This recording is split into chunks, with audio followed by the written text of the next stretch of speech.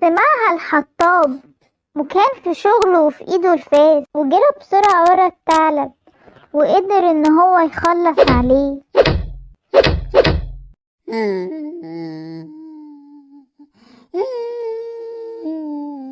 شكرت ليلى وجدتها الحطاب وشاركوا الأكل. قولولي استفدتوا ايه من القصة يا حلوين، واكتبولي في الكومنتات واحكوا لبابا وماما علشان يبقوا مبسوطين.